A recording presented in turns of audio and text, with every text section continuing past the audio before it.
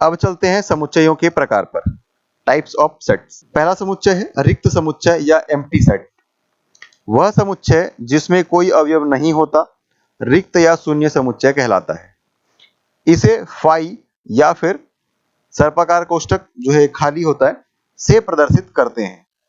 उदाहरण के तौर पर capital A equal to x और x इस प्रकार है कि x वास्तविक है और x square plus 1 equal to 0। तो ये जो x square plus 1 equal to 0 है, इसे हल करेंगे तो आपको मिलेगा x equal to square root over -1, जो कि वास्तविक संख्या नहीं है। वर्गमूल के अंदर अगर कोई ऋणात्मक संख्या आती है तो वह वास्तविक संख्या नहीं कहलाती। तो इस तरीके से इसमें हमें कोई भी अवयव प्राप्त नहीं होगा। तो A जो है यह रिक्त समुच्चय का उदाहरण है। एक दूसरा उदाहरण देखते हैं। Capital B equal to x और x इस प्रकार है कि x एक प्राकृत संख्या है तथा 1 is less then x is less then 2। प्राकृत संख्या है x और 1 और 2 के बीच में है, तो 1 और 2 के बीच में कोई प्राकृत संख्या नहीं आती है। तो इस वजह से कैपिटल B भी एक रिक्त समुच्चय है। तो हम लिखेंगे कैपिटल B इक्वल टू 5 या फिर कैपिटल B इक्वल टू सर्पाकार कोष्ठक रहेगा, उसके अंतर्गत कोई भी एलिमेंट नहीं होगा। परिमित समुच्चय या फाइनाइट सेट। ऐसा समुच्चय जिसमें अवयवों की संख्या सीमित हो उसे हम परिमित समुच्चय कहते हैं। यदि कैपिटल B इक्वल टू 2, 4, 6, 8 और 10 हो तो हम लिखेंगे कार्डिनलिटी ऑफ B या n of B equal to 5। या फिर एक दूसरा उदाहरण लेते हैं। कैपिटल A इक्वल टू, यहां पर हम लिखेंगे सोमवार, मंगलवार, बुधवार, गुरुवार, शुक्रवार, शनिवार और रविवार। तो इस तरीके से हम ये जो सेट A है इसमें भी 7 अवयव हैं, तो इसे हम लिखेंगे cardinality of set A equal to 7। तो इस तरीके से ये दो उदाहरण हमने देखे जिसमें अवयवों की संख्या जो थी वह सीमित थी। अपरिमित समुच्चय या इनफाइनाइट सेट। ऐसा समुच्चय जो परिमित नहीं है, अर्थात जिसमें अवयवों की संख्या असीमित है या अपरिमित हो, अपरिमित समुच्चय कहलाता है। जैसे कि किसी रेखा पर स्थित सभी बिंदुओं का समुच्चय। तो हम ये जानते हैं कि एक रेखा पर अनंत बिंदुएं होती है या फिर अनंत बिंदुओं को जोड़ने से रेखा मिलती है। दूसरा उदाहरण प्राकृत संख्याओं का समुच्चय, पूर्णांक संख्याओं का समुच्चय, वास्तविक संख्याओं का समुच्चय, काल्पनिक संख्याओं का समुच्चय, ये सभी अपरिमित समुच्चय के उदाहरण हैं। एकल समुच्चय या सिंगलटन सेट। ऐसा समुच्चय जिसमें केवल और केवल एक अवयव हो एकल समुच्चय कहलाता है। जैसे कि कैपिटल A इक्वल टू 1। ये देखिए सर्पाकार कोष्ठक के अंतर्गत सिर्फ एक अवयव है, तो इसे हम लिखेंगे cardinality of A equal to 1। इसमें एक अवयव है इस वजह से। इसी तरीके से कैपिटल B इक्वल टू सर्पाकार कोष्ठक के अंतर्गत हमने लिखा रविवार, तो ये सप्ताह के एक दिन का नाम है, तो इसकी भी कार्डिनलिटी 1 होगी। तो हम लिखेंगे cardinality of set B equal to 1। एक तीसरा उदाहरण लेते हैं।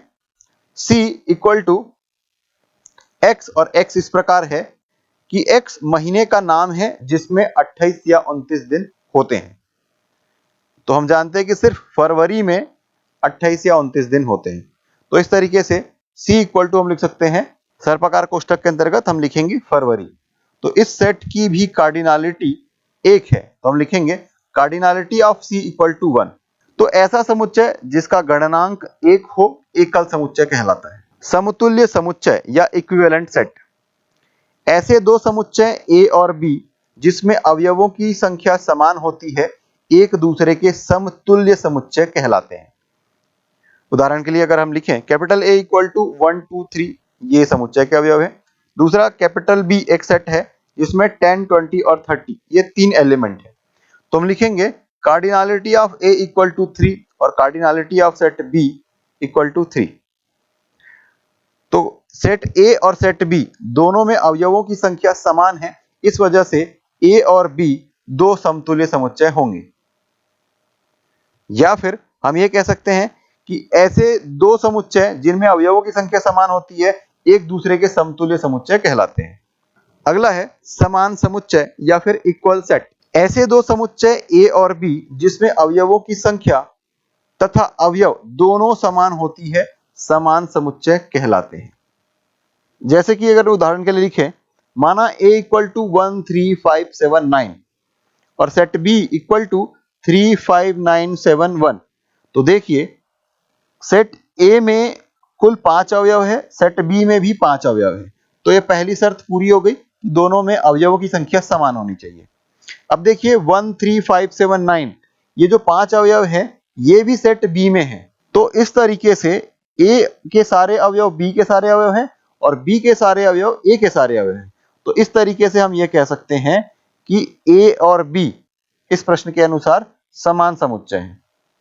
तो समान और तुल्य समुच्चय के अध्ययन से हम यह इस निष्कर्ष पर पहुंच सकते हैं, सभी समान समुच्चय तुल्य समुच्चय होते हैं, किंतु सभी तुल्य समुच्चय समान समुच्चय नहीं होते। उपसमुच्चय या फिर सबसेट, दो समुच्चय A और B जिनमें A के सभी अवयव B के सभी अवयव हो, परंतु यह आवश्यक नहीं है कि B के सभी अवयव A के अवयव हो, तो A को B का उपसमुच्चय कहते हैं और इसे लिखा जाता है A is a subset of B। तो यह जो चिन्ह है इसे सबसेट या उपसमुच्चय को हम इसी से दर्शाते हैं। यदि A is a subset of B, A B का उपसमुच्चय है और यदि small a belongs to capital A है, तो यह इस निष्कर्ष पर हम पहुंच सकते हैं कि small a also belongs to capital B, अर्थात वह अवयव जो सेट A में है वह अवयव सेट B में भी होगा। चलिए उदाहरण के लिए लेते हैं, कैपिटल A इक्वल टू 3 4 5 और कैपिटल B इक्वल टू 3 4 5 6।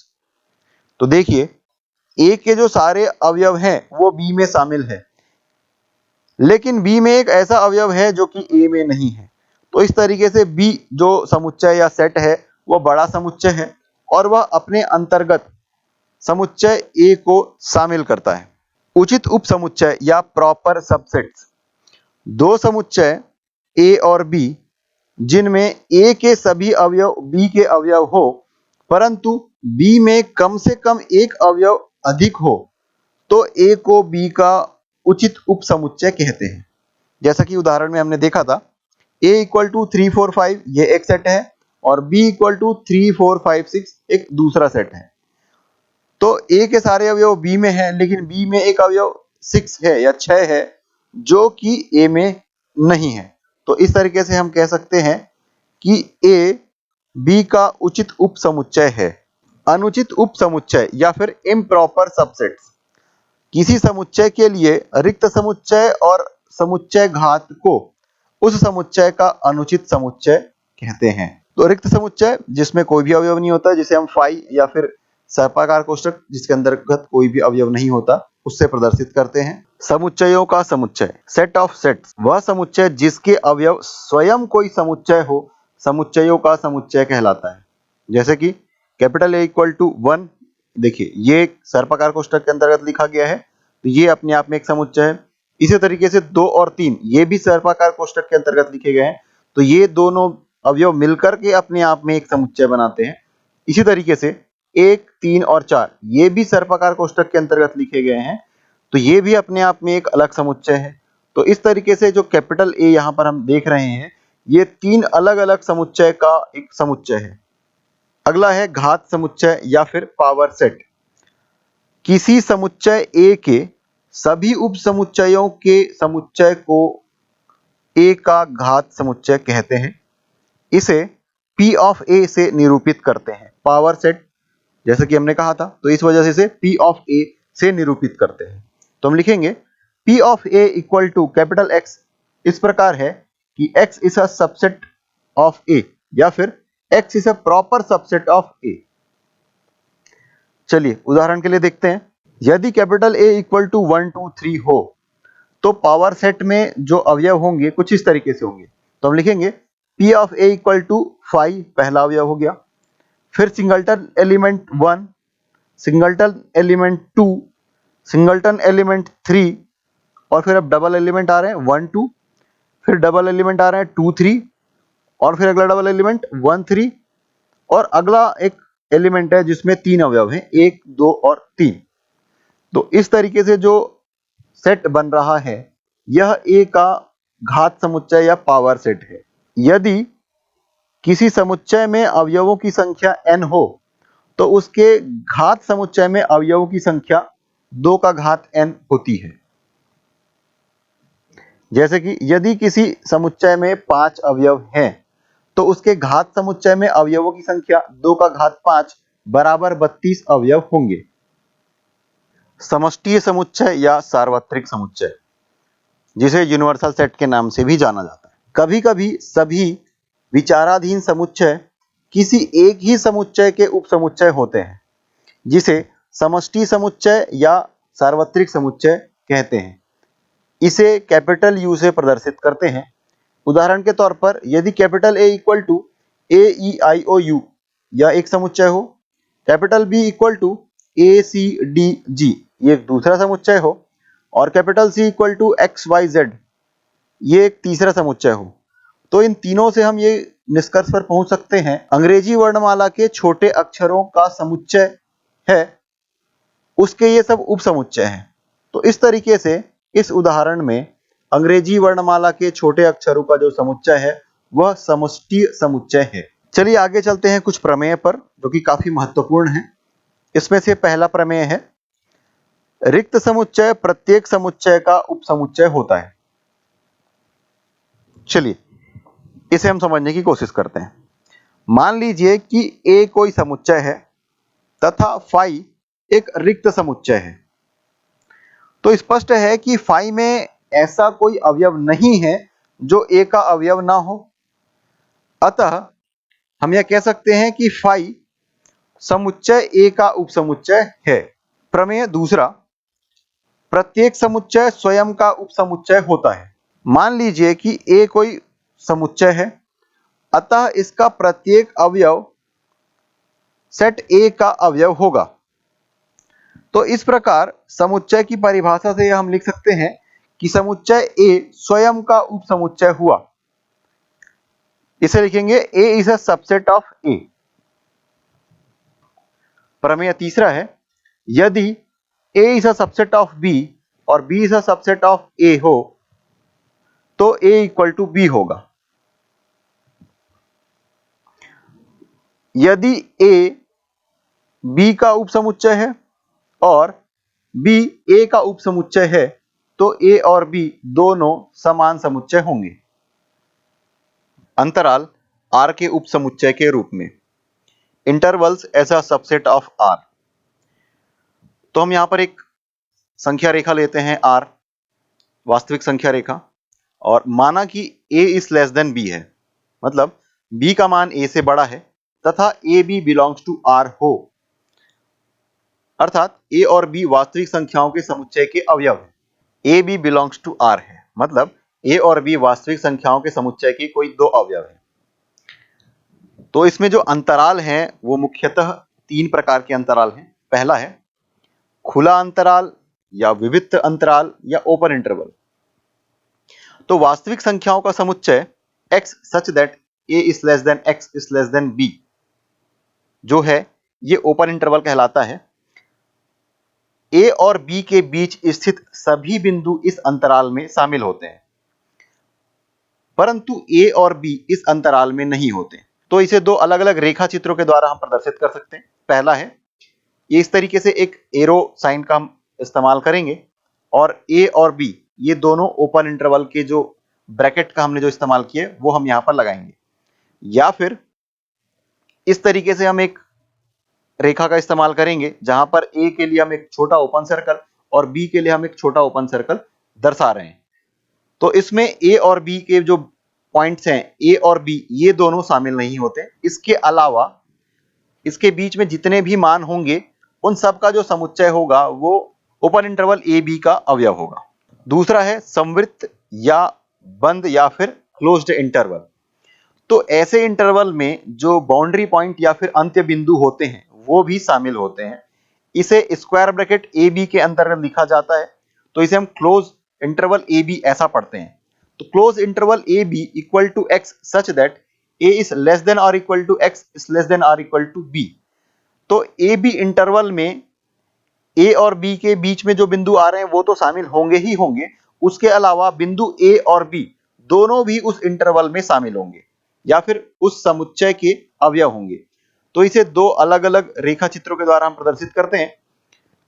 तो ये एक संख्या रेखा के लिए हम एक रेखा का उपयोग कर रहे हैं, और ए और बी, तो जिस तरीके से हमने स्क्वायर ब्रैकेट का इस्तेमाल किया था, तो एक ब्रैकेट में हम ए लिखेंगे और दूसरे ब्रैकेट में हम बी लिखेंगे, या फिर एक दूसरा चिन्ह का उपयोग करेंगे रेखा चित्र का। तो यहां पर एक संख्या रेखा पर ए और बी दो छोटे सर्कल हम दर्शा रहे हैं, लेकिन ये सर्कल जो है ये क्लोज्ड फील्ड है या डार्क शेडेड है। तो इसका मतलब ये है कि क्लोज इंटरवल ए बी में ए और बी के साथ में उसके बीच में जितने भी अवयव होंगे वो इस इंटरवल में शामिल होंगे। यदि उदाहरण के लिए हम लिखें x belongs to close interval 3 5, तो इसका मतलब यह है कि x जो है 3 और 5 के अलावा उसके बीच में जितनी भी संख्याएं होती है उसका कोई भी मान ग्रहण कर सकता है। तीसरा है अर्ध संवृत्त अंतराल या सेमी क्लोज्ड इंटरवल। तो इसमें दो और टाइप होंगे, जिसमें लेफ्ट में क्लोज इंटरवल यूज करेंगे और राइट में ओपन इंटरवल। तो ये ए बी जो इस इंटरवल में है, इसमें जो अवयव होंगे कुछ इस प्रकार होंगे। x is such that a is less than और equal to x is less than b। तो a से b तक एक खुला अंतराल है जिसमें a शामिल है किंतु b शामिल नहीं है। तो इसके लिए पूर्व की भांति हम दो रेखा चित्रों का इस्तेमाल कर सकते हैं। तो देखिए, पहले इस रेखा चित्र में a के तरफ हमने स्क्वायर ब्रैकेट का इस्तेमाल किया है और b की ओर हमने ओपन ब्रैकेट का इस्तेमाल किया हुआ है। या फिर इसे दूसरे तरीके से हम दर्शाएं तो इस रेखा चित्र में देखिए कि ये जो a है यहां पर हमने शेडेड स्मॉल सर्कल का उपयोग किया है और b की ओर हमने एक ओपन सर्कल का इस्तेमाल किया है। तो इस तरीके से हम इस इंटरवल को इस रेखा चित्रों के माध्यम से दर्शा सकते हैं। उदाहरण के लिए यदि हम लिखें x close interval 3 and then open side है 5, तो इसमें इस समुच्चय में ऐसे अवयव आएंगे जो 3 के बराबर होंगे और 3 से बड़ी किंतु 5 से छोटी सभी संख्याएं इसके बीच में आएंगी, या फिर x इनके बीच में कोई भी मान ग्रहण कर सकता है जो कि 3 के बराबर या 5 से छोटी सभी संख्याएं होंगी। इसमें एक दूसरा इंटरवल आता है जिसमें हम लिखेंगे ओपन इंटरवल a और क्लोज साइड है b। इसमें ऐसे अवयव आएंगे जिसे हम लिखेंगे x such that a is less then x is less than और इक्वल टू b। तो a से b में यह खुला अंतराल है जिसमें b शामिल है किंतु a शामिल नहीं है। तो इसे हम रेखा चित्र से कुछ इस तरीके से दर्शाएंगे। a जो होगा यहां पर हम ओपन इंटरवल वाले ब्रैकेट का इस्तेमाल करेंगे और b की ओर हम क्लोज्ड ब्रैकेट का इस्तेमाल करेंगे। चूंकि इसमें a शामिल नहीं है इस वजह से ये ओपन ब्रैकेट, और चूंकि इसमें b शामिल है इस वजह से क्लोज्ड ब्रैकेट का इस्तेमाल करेंगे। या फिर दूसरे रेखा चित्र में देखिए कि ये जो a है यहां पर हमने एक ओपन स्मॉल सर्कल का इस्तेमाल किया है और b के लिए हमने शेडेड सर्कल का इस्तेमाल किया है। तो इस तरीके से यह भी इस अंतराल को दिखाता है जिसमें अवयव जो होंगे वो a इज लेस देन और equal to x is less than और इक्वल टू b होंगे। उदाहरण के तौर पर यदि हम लिखें x belongs to open interval 3 and closed 5, तो इसमें ऐसे अवयव आएंगे जो कि 3 से बड़ी और 5 के बराबर होंगी।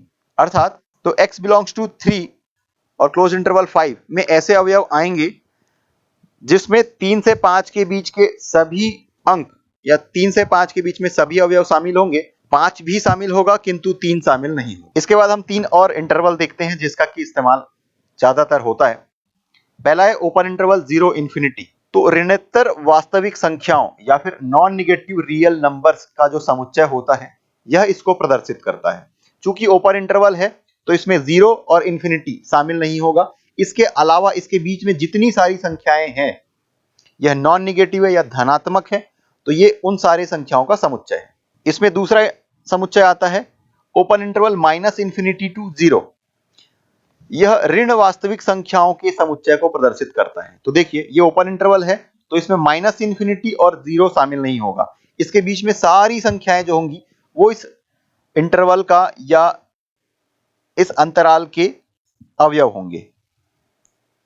चूंकि सारे अवयव ऋणात्मक वास्तविक संख्याएं हैं तो इस तरीके से यह जो ओपन इंटरवल माइनस इंफिनिटी से 0 है यह ऋण वास्तविक संख्याओं के समुच्चय को प्रदर्शित करता है। तीसरा इंटरवल है minus infinity two plus infinity, ये ओपन इंटरवल है।